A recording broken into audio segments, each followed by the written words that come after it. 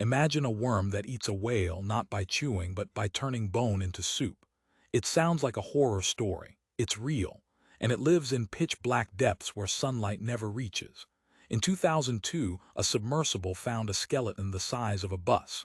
It was plastered with tiny tubes. Inside those tubes were worms that were doing something no scientist expected, dissolving bone. That discovery shattered how we thought dead giants returned to the sea. These creatures live on the bones of whales, seals, and anything big enough to sink to the abyss. They don't have teeth. They don't have mouths.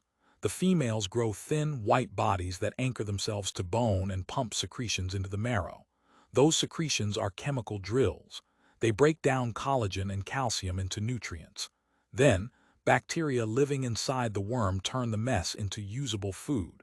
It's a partnership that works like a living stomach fused to the skeleton. But the strangest part is their family tree. The females are hulking and complex.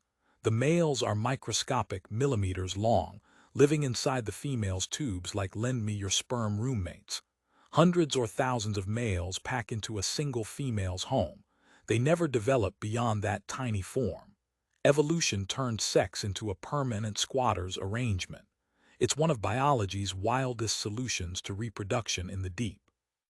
Why does this matter beyond gross curiosity? For one thing, these worms accelerate how carbon and calcium move from carcass to ocean. A whale fall used to be thought of as an ephemeral banquet that supports entire ecosystems for decades. These bone eaters change the timing, the chemistry, even what gets preserved in the fossil record. Places we expected to keep a record of life may be scrubbed clean by invisible recyclers. And there's a darker consequence for paleontology and astrobiology. If tiny organisms can erase the biggest evidence of life on Earth, what does that mean for searching for ancient life on other worlds? Bones, shells, any hard sign of life can be transformed into microbes and chemical residue. The things we rely on to prove life may be the first things to disappear. Still, there's hope and awe folded into this weirdness. These worms are masters of a niche no other animal touches. They turn death into a persistent, buzzing microcosm, one that reminds us life finds a way in the strangest places.